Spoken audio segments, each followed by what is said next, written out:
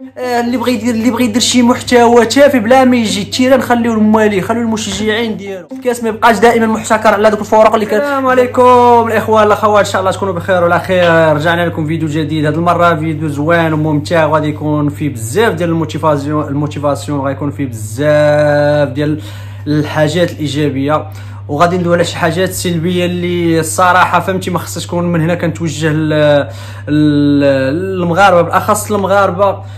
الحمد لله حنا راه تبارك الله كما كنقولوا اللي كيغلب يعافي. حاولوا يبعدوا على راك عارفيني فاش داوينا الاخوان والاخوات، حاولوا ما نبقاوش نركزوا في الفرقه ديالنا. تبارك الله ربي عطاكم واحد المتعه، تمتعوا. شوفوا عطاكم واحد اللاعب في الوسط كيفاش كيمتعكم. تخيل معايا اذا كان في الارجنتين وفي الامريكان يبقاو يتفرجوا فيك، ما يبقاو يشوفوا تحت في الجمهور، ولا يبقاو يشوفوا الجيران ولا هذه. تبارك الله داك أناحي كيفاش كيلعب بالكره، زياش كيفاش كاين واحد دابا ولينا كنشوفوا منتخب في جمله مفيده، ولات كتلعب الكره ولا تخرج من الجول الظاهر الايمن، الظاهر الايمن، الايسر، الوسط. ما بقاش كما كنا قديم. شحال هذه كان واحد جايبينو حاطينه لينا في التيران بزز علينا. دابا الحمد لله مابقاش بوك صاحبي، ولا منتخب ديالنا ديال الشعب دير النيات. نتوما ديروا النيه، نساو ليا الشبهات ونساو ليا التخربيق. ونقول لكم واحد الحاجه الاخوان، اقسم بالله العظيم كان انا هذا عندي هذا احساس، والله حتى غنديو ان شاء الله باذن الله، غنديو هذا الكاس هذا غنديو. والدليل على ذلك ها انت، رغم كيديهم يمكرون والله خير الماكرين. تخيل معايا ياك هو الركراكي لصقوا لي تهمه، ها هو ربعه الماتشات والحمد لله. شوف سبحان الله دزنا، شوف ما احتاجناش الماتش الثالث وديزي الحمد لله بفضل ربي. علاش؟ النيه. كاين رضات الوالدين، الا كتشوف دوك الولاد الشباب اللي كاينين تما اكثر هي مرضيه الوالدين، دعاويهم مقبوله. تبارك الله الركراكي ولد الركراكي واحد الانسان اللي قلبه كيدوي قلبه ما فيش الوسخ. السيد كيدوي اللي فمو كيقولوا ما كيخافش الا من الله سبحانه. وبحال هذا السيد هذا ملي كيكون عندك قائد ربان، قائد مزيان، كتمشي بعيد. تخيل معايا هادشي كامل، الظروف كامله اللي في الشمس وهادي، ومع ذلك شوف سبحان الله دخل واعترف بالغلطات ديالو، قالك الخطا ديالي انا، دار شي شونجموات ما خدموش ليه. تخيل معايا وكنا في الزمان القادم السابق، تخيل معايا غيجيو شي راك بلا ما نبدا نجبد شي لعابه غيجيو فهمتي مصيفطينهم لك يفقسوا فيك. هادو لا تبارك الله السيد كاين والفرقه كاينه. خاصنا غير نكونوا كاملين يد وحده ونزيدوا لقدام ونشجعوا ونخرجوا ديك السير. عرفت شنو هي السير؟ راهي النجاح. السير هي واحد القدوه بانك ما تخافش من العواقب اللي شنو قدامك، كتمشي كتثيق في نفسك وكتزيد لقدام. كنتمنوا من الله اللي نسمعوه في الجمهور سير سير سير سير حتى نديو هذا الكاس باذن الله، ونرجعوا نحتفلوا فيه في المغرب باذن الله كما احتفلنا في كاس العالم.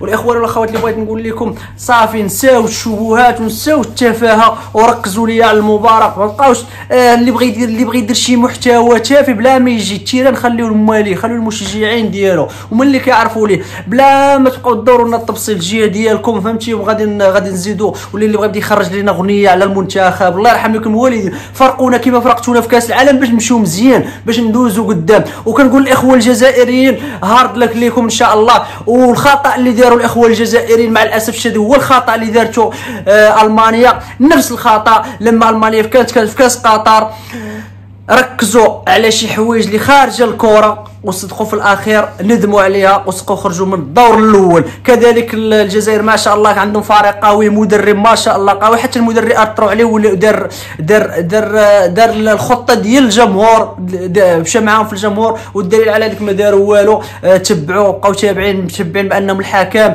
وهماتهم كيوهموهم شي وحدين الله يسمح ليهم بان المغرب هما اللي السبب ديالهم. رجع بقاو شافوا المحامي كيبقاو رادين البال مع الحكام، رادين مع شي اجواء خارج الملعب. اللعابه ما كانوش مركزين. تخيل معايا اللعابه اللي جينا ندير واحد التحليل المباراه الجزائر الحمد لله رغم ربي اللي عطاني داك شويه اللي كان فيها فيه الكره، اللعابه ديال الجزائر ما كانوش في الملعب، كانوا كاملين خارج الملعب، كلهم باغيين كيقولوا راه راه القجع، راه المغرب، راه هادو هما السبب. هادي لا راه ما كاينش هادشي وكتشوفوا الدليل. المغرب وكان القجع ولا المغرب عندنا واحد السلطه على لافريكا عم يحبسوا لنا الركراكي 4 الماتشات. اللي بغيت نقول لكم المغرب، الجزائر، تونس، مصر، ليبيا احاولوا نتجمعوا. هاد التفريقه كتزيد كتخلينا كنهربوا على لافريق وكنهربوا على الوحده العربيه والاسلاميه وعلى الوحده الامازيغيه وكل شيء كاع الثقافات اللي كتجمعنا كنهربوا عليها. اللي بغيت نوصل لكم الاخوان والاخوات، لا في الجزائر المغرب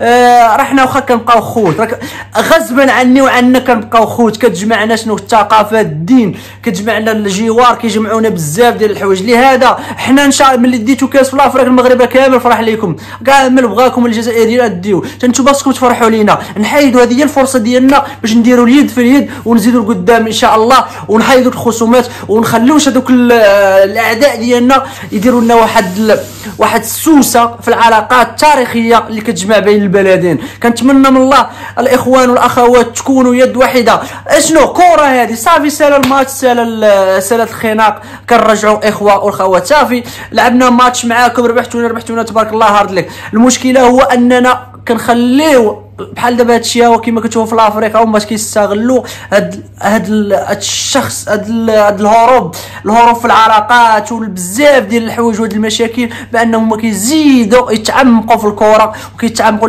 لا كتشوفوا موريتانيا مثلا البارح الماتش اللي دارت كما الاخوان، الفريق الموريتاني راه ماشي ضعيف، الفريق الموريتاني يلعب على قدر الامكانيات ديالو، دخل انه مركز على المباراه، مركز على الحيثيات ديال المباراه كيفاش كتلعب، التكتيك المباراه، عكس الجزائر انهم دخلوا معك حاضين مع الحكم، حاضين مع لا.